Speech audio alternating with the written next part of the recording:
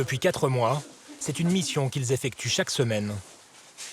Armés et protégés par un gilet pare-balles, Julien et Diego, des enquêteurs de la police aux frontières, quittent Menton en France pour rejoindre Vintimille en Italie, à moins de 10 km de là. Tu veux pas le laisser discret dans la boîte à gants? C'est bon? Juste pour faire l'essai du gyro, après on le re-range. Leur objectif, traquer les passeurs qui proposent aux clandestins bloqués en Italie de franchir la frontière illégalement contre rémunération. Les policiers en ont interpellé 150 depuis le début de l'année. 50 sur le seul mois de septembre. Des passeurs qui ne reculent devant rien pour de l'argent facile. Quand vous avez une quinzaine, voire une vingtaine de personnes entassées à l'arrière d'un fourgon, je vous laisse imaginer les conditions dans lesquelles ça s'opère. Lors de leur patrouille, Julien et Diego vont travailler main dans la main avec leurs homologues italiens. Ça commence toujours par un passage au commissariat central de Vintimille. Les policiers italiens ont une information. Ces derniers jours, ils ont repéré un fourgon suspect immatriculé en France qui récupérerait des migrants en Italie et leur ferait passer la frontière. C'est un très vieux fourgon bleu. Avant-hier, il a chargé des migrants. Hier, il est revenu, on l'a vu. Oui, 5 ou 6. Ce sont les policiers italiens qui vont surveiller le fourgon. Julien et Diego, eux, n'interviendront que si le passeur retourne en France. Je pense que c'est bien de faire comme ça. Il est 20h. Le dispositif, qui comprend en tout une dizaine de policiers, se met en place. Depuis le début de l'année, 140 000 migrants sont arrivés en Italie après avoir traversé la Méditerranée. Vintimille est la dernière étape pour ceux qui veulent venir en France ou en Angleterre. Ils sont plusieurs centaines autour de la gare. Face au flux, la frontière reste ouverte, mais les contrôles ont été renforcés. Pour aider les migrants à passer malgré tout, les passeurs viennent ici vendre leurs services.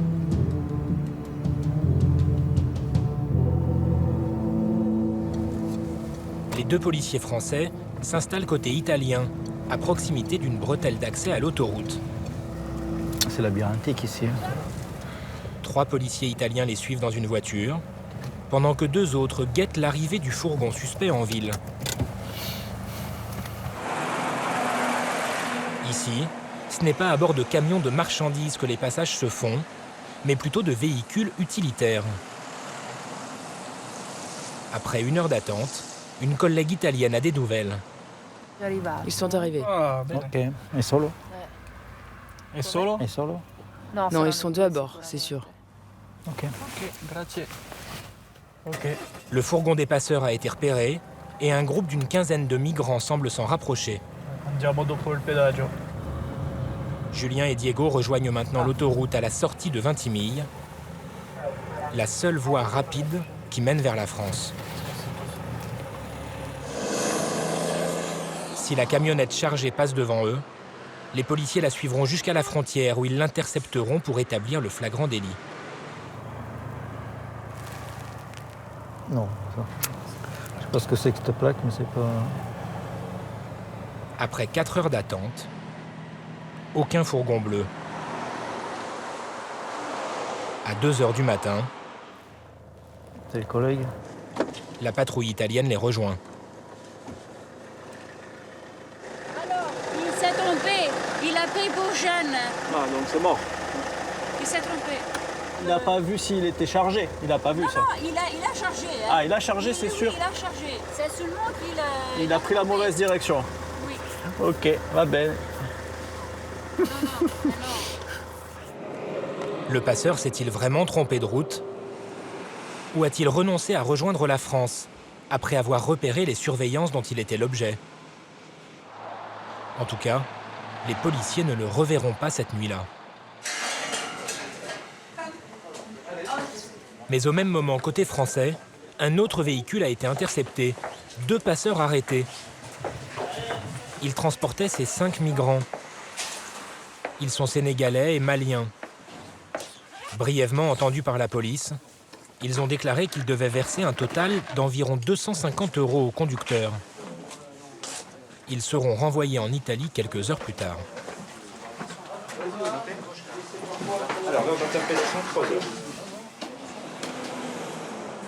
Dans quelles conditions ont-ils été transportés par le passeur? Le lendemain matin, le suspect est ramené au péage où il a été arrêté dans la nuit pour la perquisition de sa camionnette. C'est un maçon. Il l'utilise habituellement pour son travail. Un petit utilitaire, dépourvu de siège à l'arrière. C'est ici que les 5 migrants avaient pris place avec leurs valises.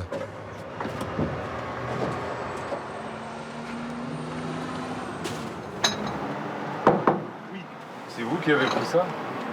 Ça c'était hier vers midi. C'est à vous aussi? C'est à moi. C'est vous tout ça? À l'arrière, donc, les 5 migrants étaient entassés dans des conditions de sécurité donc, précaires, puisqu'il n'y a ni ceinture de sécurité, donc, ni fauteuil. Et en plus, vous avez vu donc, que tous les vitres latérales sont obstruées donc, soit par des films, soit par des capitons, de manière à ce qu'on ne puisse pas voir donc, ce qu'est à l'intérieur. C'est une étape capitale de la procédure, car les conditions de transport des migrants peuvent être retenues comme une circonstance aggravante lorsque le passeur sera jugé. Au siège de la police aux frontières à Nice, les gardes à vue commencent. Le conducteur au premier plan et son supposé complice qui était à ses côtés dans la voiture. 2 amis d'une vingtaine d'années, tunisiens, ils résident dans le Var. Leurs papiers sont en règle. Vous étiez tous les deux d'accord pour les prendre. Le passager est entendu par Maxime, un enquêteur, assisté d'une interprète. Le complice présumé est inconnu des services de police en France. Il affirme avoir passé la soirée à Vintimille pour le plaisir et avoir chargé les clandestins à leur demande, par simple charité. Avez-vous demandé de l'argent pour effectuer ce voyage? Non. Non. Pourtant, les 5 migrants qui ont été interrogés ont tous la même version. Ils ont été interrogés séparément. Et ils nous donnent même le tarif que vous leur avez demandé. En l'occurrence, une 50aine d'euros chacun. Que vous demandez à des gens qui n'ont même pas assez d'argent pour se nourrir. Moi, je l'ai fait au nom de Dieu, je ne l'ai pas fait pour leur demander de l'argent. Donc les 5 étrangers mentent. Oui. Oui ou non? C'est oui ou non? Oui. Voilà. Tous les passeurs mettent en avant des motivations humanitaires. Ils savent que c'est la seule façon de ne pas être poursuivis.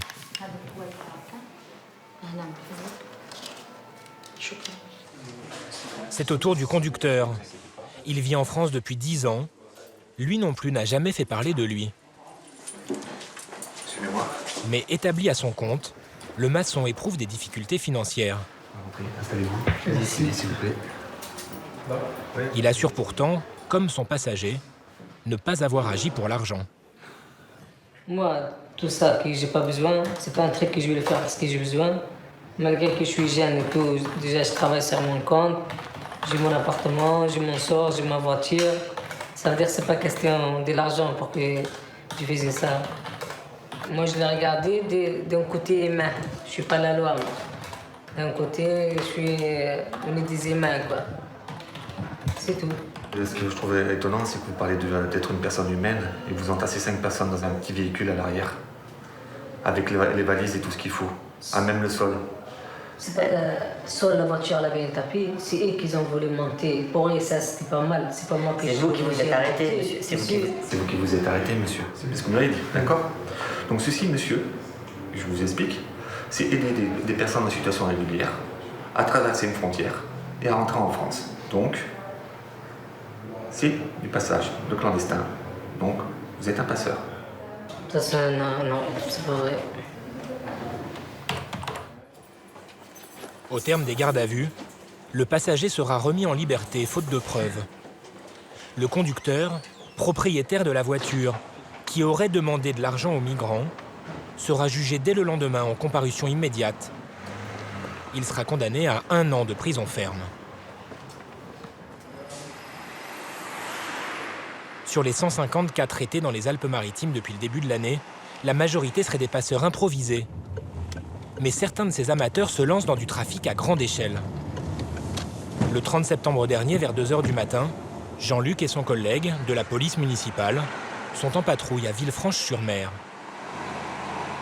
Lorsqu'à cette intersection, une camionnette attire leur attention. On a remarqué que le véhicule Mercedes Vito coupait en fait tout le virage et donc il a franchi la ligne continue qui se trouvait dans le virage. Et quand il est passé donc devant nous, on a constaté qu'il était lourdement chargé de l'arrière. Les policiers décident de le contrôler. Donc arrivé ici, je me suis porté à sa hauteur. Il a accéléré et c'est parti d'ici en fait. Une course-poursuite que les caméras de vidéosurveillance ont captée. À contresens, le chauffeur du fourgon prend tous les risques pour échapper aux policiers.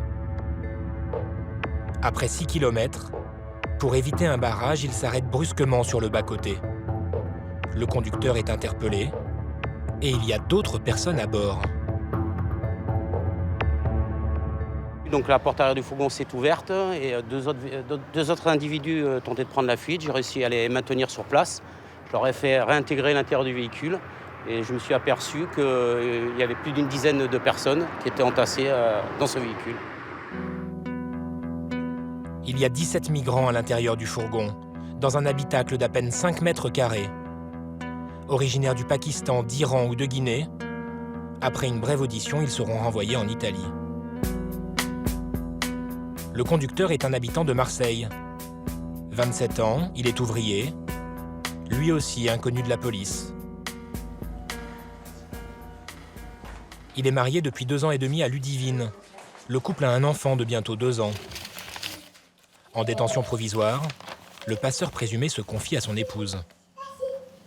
J'arrête pas de penser à toi, je t'aime et je te vois tout le temps devant moi.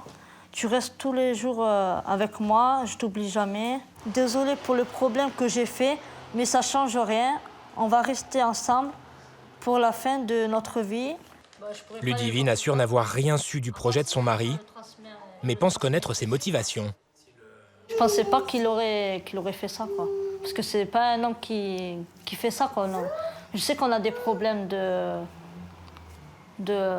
financement, quoi. Je pense qu'il n'a pas eu le choix de faire ça, parce que sinon on se retrouverait dehors. Parce qu'on doit 6 000 €, non. Donc c'est assez dur, quoi. Je veux dire, 6 000 €, on les a pas du jour au lendemain, quoi. Il faut que, voilà. Et vous l'aurez dit, comment auriez-vous réagi ? J'aurais pas voulu. J'ai dit, voilà, c'est trop risqué, t'as une famille, t'as ton fils, même si c'est dur, il aurait pu trouver un autre mode, je veux dire, un autre truc que ça, quoi. Le passeur présumé aurait demandé plus de 100 € à chacun des 17 migrants pour passer la frontière.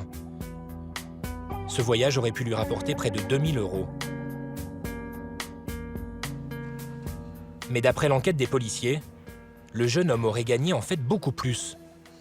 Sur le mois donc, de septembre, on a dénombré au moins un voyage tous les 2 jours. Voilà. Sur des mêmes horaires, sur des créneaux de nuit, toujours pareil, donc avec l'impossibilité pour nous de quantifier le nombre de migrants qui ont été mis dans le véhicule, mais la certitude que sur des mêmes créneaux horaires, sur un mois, il avait fait donc des voyages tous les 2 jours. Un rythme intensif, découvert grâce à ses maladresses de débutant. Dans son téléphone personnel, une photo prise dans sa camionnette avec des clandestins à l'arrière. Et surtout de nombreux excès de vitesse. Le camion, acheté seulement 1 mois plus tôt, a été flashé à plusieurs reprises entre la France et l'Italie. Selon l'avocat du suspect, son client ne serait allé à Vintimille qu'à 3 ou 4 reprises pour des raisons personnelles et n'aurait embarqué des clandestins qu'à son dernier voyage. Il voulait faire, entre guillemets, le taxi clandestin. C'était lui, c'était ça en fait. Mais au-delà, comprendre qu'il s'agit d'une infraction pénale, intellectuellement, il est, avec tout le respect que je lui dois, il est loin, loin, loin de tout cela. Et pour lui, c'était pas très, très grave en soi, le taxi clandestin. Mais après, effectivement, quand il a vu les gens qui étaient entassés derrière, là, il s'est posé des questions. Mais c'était trop tard, il avait déjà démarré. Il ne pouvait plus faire marche arrière. Jugé 1 mois après son interpellation, le jeune homme a été condamné à 2 ans et demi de prison. La peine la plus lourde infligée à ce jour par le tribunal correctionnel de Nice à un passeur. Environ 300 migrants attendent toujours à Vintimille. Leur nombre pourrait se tarir avec l'hiver et les mauvaises conditions météorologiques en Méditerranée. Mais d'autres pourraient arriver dès le printemps, de nouvelles proies pour les passeurs.